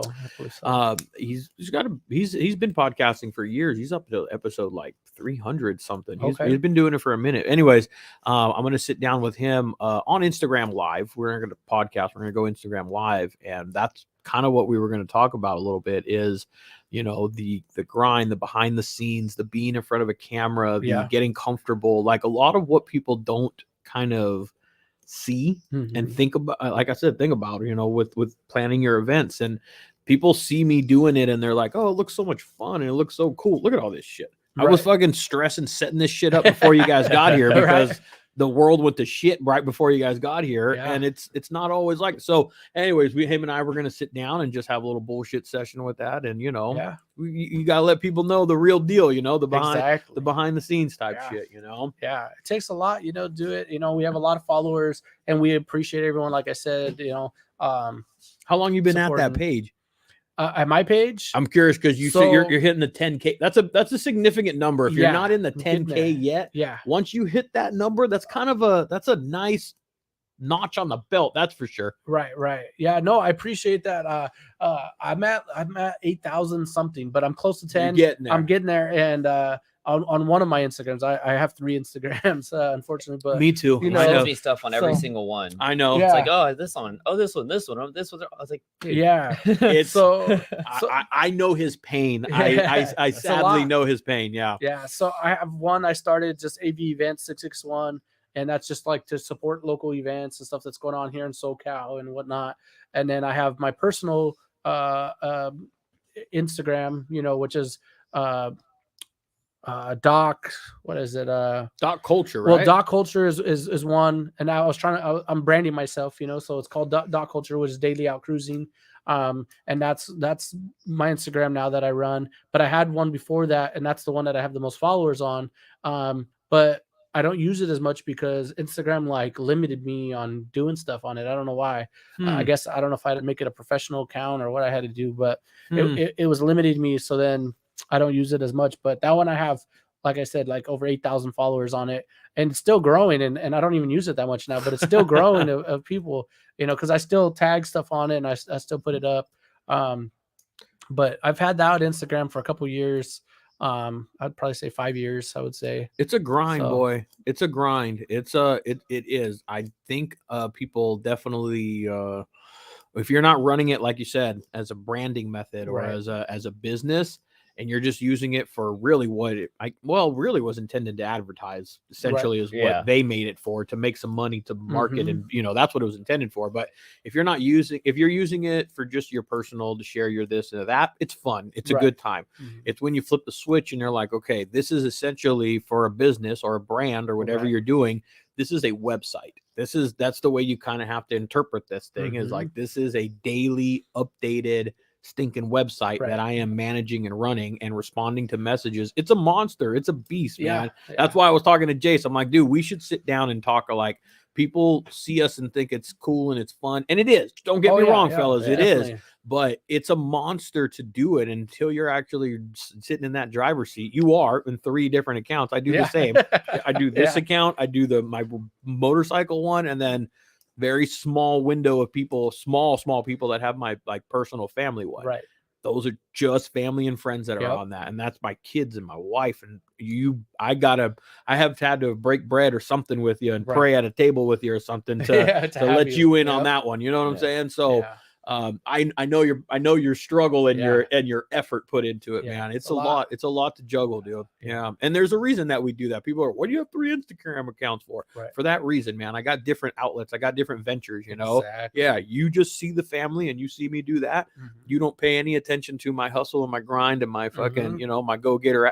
You don't give 2 shits about my bike. That's why we do that shit. Those that follow that account love your bike and talk about bikes. Yeah. And it's kind of weird, dude, isn't it? For me, it's a little weird because I got an account for that's like my bike and my riding and my pictures for that and where I go and my friends that I'm riding with. It's almost like having, what is it, schizophrenia? Like where you have multiple personalities. Right. It's kind of, but it's all of them are me, just different versions. Here's me. Here's my motorcycle shit. Here's my family shit. Yeah. And welcome to my business. Yep. That's essentially what it kind of breaks down to. And it's a juggling act, man. It is a juggling act. Shit. Yeah. So keep at it, dude. Keep at it. Because a lot of people don't underestimate the effort that goes into that shit, dude. Right. And you're almost at 10,000. So I'm rooting for you on that, dude. Yeah. It'd be nice to get there, hopefully I'll get there by this year, and do it. But the bigger picture for me, the Instagram is great, and I love having the followers, and I appreciate all the people that support. But for me, the results of what we're able to do as a team, that right there is what keeps me going, keeps me motivated. Like when we did for Christmas and we gave the kids the toys, and they came in and the smiles on their faces, and we had one of our guys dress up as Santa Claus, and we had an elf, and we had the Grinch, and we had a backdrop set up, and they were taking photos with it. And it wasn't just the kids, the moms, the dads, they were like, oh, can I take a picture too? I'm like, yeah, of course, get in there, take a picture. That's cool. And putting smiles on those families' faces and seeing the impact that you make in the community, that's what makes everything worth it, no matter what. You're just like, it's a feeling that can't be duplicated until you do it, Right, and it's like I can hear in your voice you're passionate about it. You're passionate about it, and you enjoy not the feeling it gives you, but the feeling of giving, and not that what it gives you, but what you see on the other end of it, the smile and whatever excitement or whatever is happening in that moment. That's the joy you get out of it. It's not about, the work. All the work goes fuck yeah, that was it right there. You know what I'm saying? Yeah. And you can hear it in you, man. And you know, the effort that you put in. Some stuff I've seen out there where it's more just like it's I'm not all fully on board because you can tell it's a little bit more of a hustle or something like that. This is giving back. This is, you know, it's a business, it's a grind, it's a letting people know we're here, we're putting events together, but in the end, the events are to give back. Exactly. Yeah. Ultimately. Yeah. People have asked me that too. Like, you know, what do you get out of it? And I was like, come help us one day and be part of it. Then you see the impact that it makes, you'll understand. Yeah. You know, you'll understand. It's like teaching a kid how to ride a bike for the first time or something. You know, you help them and you're putting in all that work, right? And you're like, I know they're gonna do it. And the next thing you know, they do, and they have that smile. You're like, those 5 hours, 10 hours of walking back and forth and pushing the bike made it worth it because you saw them, you know, happy and giving back. That just makes the difference. It's a drug, right? It is. It's a drug. It is. Yeah. It's addicting. And once you get, and the only way, like you said, come out and experience it, because you got to take the drug. You got to, you know, swallow the pill or do whatever it is. And then you're going to go like, that's why, you know, and then everyone's level of being able to do is different. Your level of it, you dived all in, but it doesn't mean that you can't come out a couple times a year, once a year, you know, repost shit, let people know, like there's like way more by sharing. There's way more ways to, like, you may not make it to in a single event that Doc puts on the entire year, but you may share 1-2 posts, I don't know, whatever it may be, and the right people saw it, and the other people, that's the way it works, man. And not like a lot of people I've noticed when I do the social media stuff, sometimes they're like, not necessarily, they're specific on what they want to share, you know, because it's a brand. But I look at it and go, hey, as long as this ain't titties that's going to get me, you know, banned from my Instagram account, or dick and balls hanging up there, something that's going to get me banned, I'm all for it, man. You tag me in something and you want me to support, as long as I see it and I remember it. Shit, I got 3 kids and a job and everything else, you know. But if I can, fuck yeah, man, I'm gonna repost it, I'm gonna share it, I'm gonna do something, because fuck, all it takes me is click, and we're done. And you know, I shared it with whoever's interested, you know. And you know, so I know we can go on a tangent with that shit, but it's really, like, especially being on this end of it, we just, you know, the Throttled Roots, the logo, the podcast, the all new stuff, it really is for guys like myself with this, you doing events and stuff. It's really that simple to help. That stuff means a shit ton to individuals. Like, we may not always see that you did it, and we may not always like, thanks, I appreciate that, and you know, we might double tap with the heart or something, like, got it, received it, you know. But I mean, it's always appreciated. Like every message that I get, like, I listen to this podcast, I do my fucking best to respond to that shit, because it's appreciated. It is fucking humbling. It is like, centers me. I'm like, fuck, I got something here. We're doing good things here. And that's the feeling that it gives you. And that's, it sounds like for you, for me, that's the drive. That's what I'm like, fuck, we're doing it. We're doing it. Like, if I did this, I can do that. And that's how the shit snowballs. And the more of us that come together, you know, with your event, with Gibby's, with all that, you know, like we can make a bigger impact on the community, you know, and make a bigger impact on families, on kids, on veterans, you know, that's why when we saw what was going on with Gibby, you know, when we got told about that with Danny's Customs and Gibby and everything, they were like, hey, you know, they need some toys over here, you know, they lost a sponsor or whatever. It's like, all right, let's do that. Let's be connected with that, you know. And like I said, I brought it to the club, and the club was just like, yeah, let's do it. Let's dope, support man. It. And the more of us that do that, the bigger impact, you know, is just more and more of us. And even if it's like Arizona or farther away, you know, out of your town, but sharing that post, you know, sharing that Instagram or that Facebook or whatever, that flyer, it makes an impact, because somebody else is going to see it and be like, oh man, you know what? I should go to that. I should check that out. Yeah. Or how can I support that? You know, or just see it. Oh, that's cool. Tell somebody in conversation. Yeah. There's so many fucking ways, man. There's so many ways, but hey, let's wrap this thing up, man. I mean, you guys, we touched on a lot of shit, dude. You guys, you know, you guys are killing it with everything that you guys have coming up, and the generosity and the giving back and everything. I want to make sure that people know how to just, like, what's the best way for them to find out about the events that that you're putting on, the fundraisers, whatever it may be, what's the best way for them to contact you? So the best way to contact me is either Instagram or Facebook. So .culture is my Instagram. That's the best account to because we know you have 3 now. Yeah, that's so that's the best account to reach to reach me directly. It would be .culture.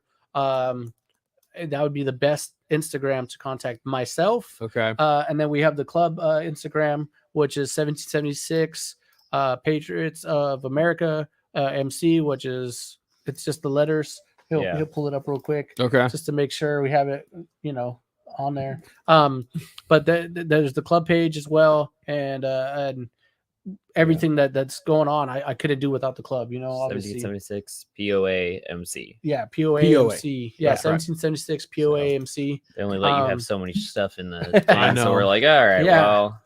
So .culture on Instagram or 1776 POA MC. Feel free to shoot us a message, contact us. Cool. Look us up on Facebook. It's Patriots of America MC. Do you guys do YouTube?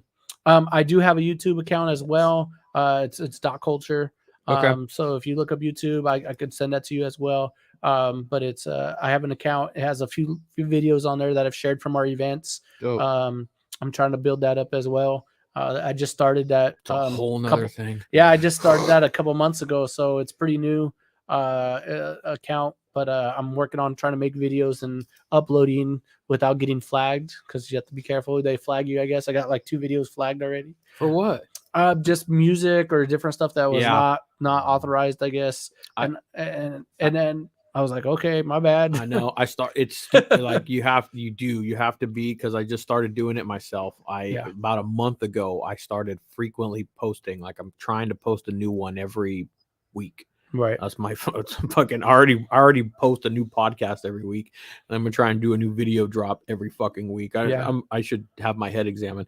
But I've noticed that myself, and like I have my Alexa, so I'm usually playing music in here and stuff. And so like I've been working on this bike over here, and I'm doing a little like vlog type thing with it, like a build with it on my YouTube channel. And every time I had Alexa stop playing. Oh, she's gonna listen to me, bitch. I have to tell it to stop, because otherwise it will pick up even the shit. Even if I'm playing the TV and I've got like music playing on the music channels or something, faintly, it picks that shit up, and then it does exactly what you're talking. It flags you and all that shit. So I have to like turn everything off. Like this right here, I have to turn. I'm surprised I can even have the Harley friggin' banner up in the background, for God's sake. But it picks up like anything, and it'll like flag your shit, and then then it's a pain in the ass, or your video doesn't get posted or any of that type of shit. So now it's just I turn everything off in here. It a buddy of mine even got flagged for he pays for that, like one of those websites where it's like royalty free music and shit. And you're supposed to be able to use that on your YouTube channel. That's what it's kind of for content creators.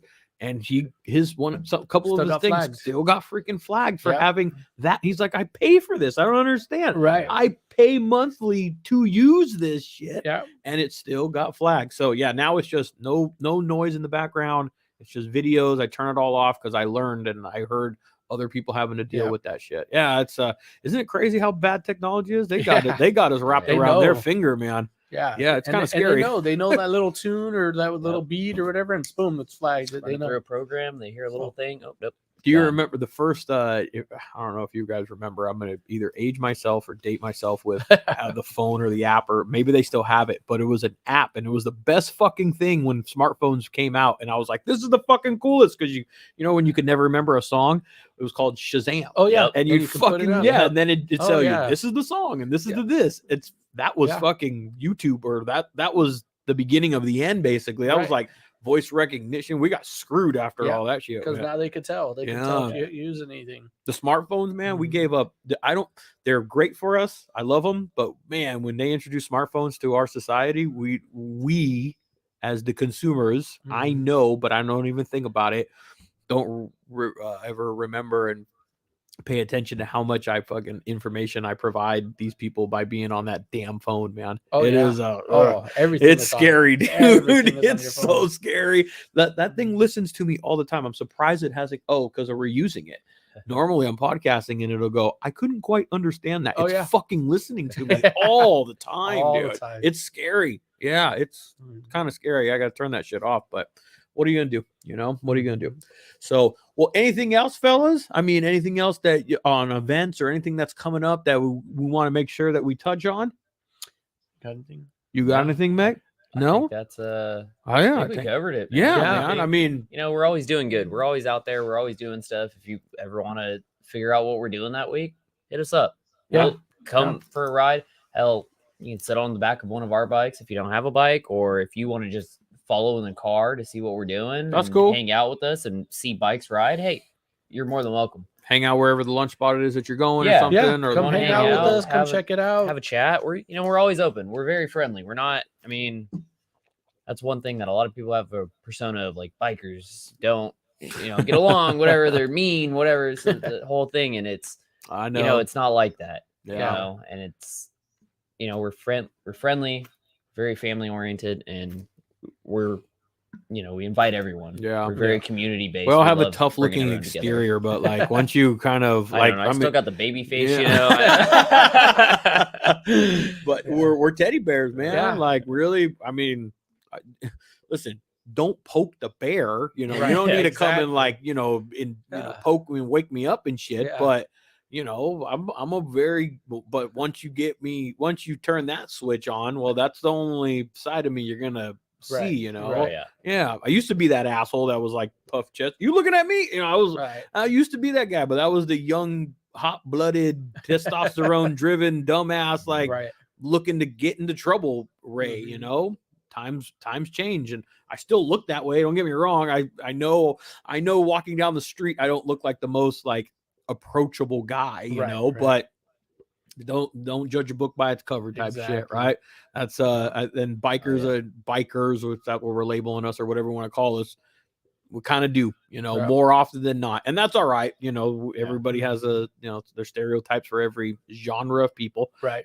But more often than not, speaking from a Harley guy, a biker guy, I'm a dad. I'm a girl dad, for God's sake. So I'm sure you can imagine how soft-hearted that makes me, being that. But we're beard and underneath the tattoos and all that shit, man. We're legit down to earth people, giving back, doing what we got to do, man. Yeah. We just love fucking motorcycles. That's right. That's it. We love it. So, well, hey, listen, guys, I appreciate you guys very much coming down. Mech coming down, of course. Doc, I'm glad you finally were able to make it down here and we were able to link up. I am definitely going to see you in April. All right. We will be there, and I would love to. I think we already talked. I'm going to be coming, or we're going to be coming as Throttled Roots. Yes. We're going to have I think by then, fingers crossed, we're going to have our canopy, and we're gonna have our setup and all that stuff. Are you coming to Chopper Fest? February 12th. It's on Super Bowl. I just found that out this week. It's on Super Bowl. Yeah, because they switched the date. Yeah. It rained like cats and so we were supposed to go to it, and then they switched the date. So with the date switching, I have to double check, but we do plan on going to it. We support Gasoline and Coffee. I don't know if you've seen his builds. Anthony Robinson. He's from the AV, and he does some amazing builds. And one of our guys actually bought 2 of his bikes already, and we go and support it. And maybe link me up with him. Maybe we can do a little, something. Yeah, definitely. I always like talking to gearheads.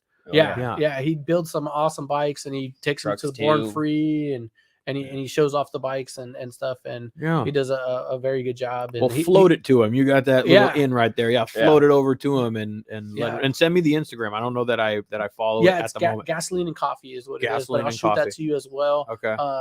And he supports us. He's always supported me with my events and giving back to the community. Dope.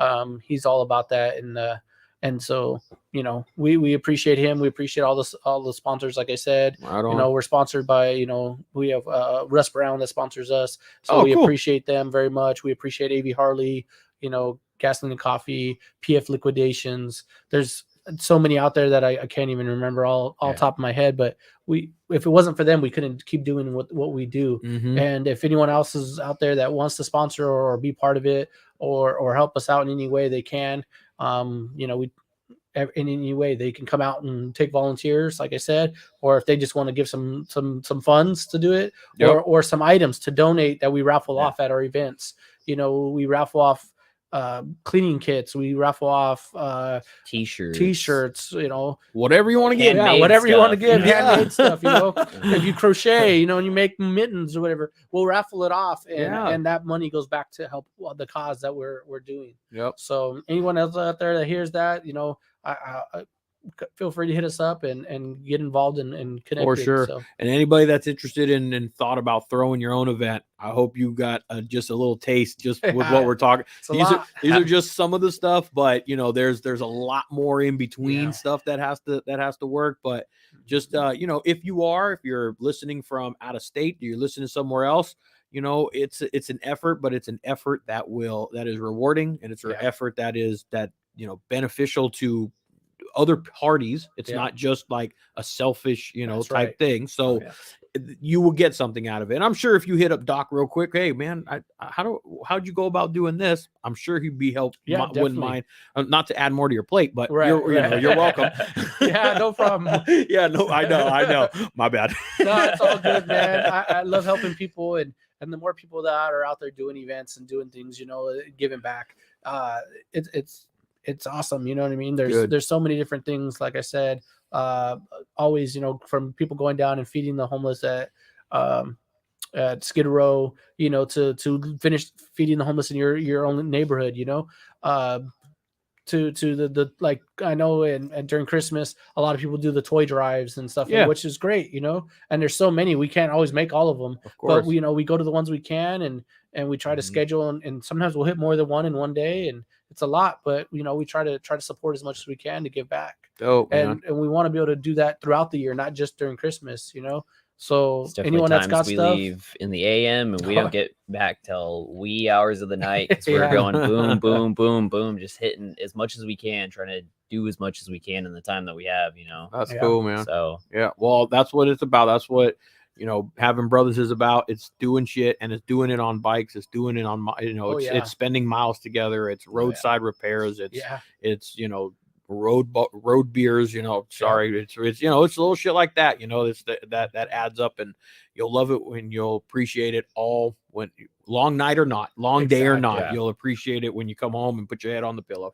And it's the stories that you guys build together, like tonight riding down here, we're gonna always laugh about that. Oh, we went to Santa Monica first, and then we went to Ventura, hey, whatever, had a good time. I'd imagine doing stuff like you do as often as you do also makes you appreciate what you have that much more, probably, and not enough people do that. I myself have now, with the home and having a house, and I've stepped out those doors right there and look, there's mountains out, you can't see them here, but I've stepped out those doors and looked out those mountains and looked at my yard, and I fucking have paused and went, wow, fuck, man, I'm blessed, man. I'm blessed. I'm you know what I'm saying? Like, so there's that element of it too, when you give back and you see other people less fortunate, it puts a lot of shit into perspective of you, and go, hey, I got what I need. Everybody can always want more, of course.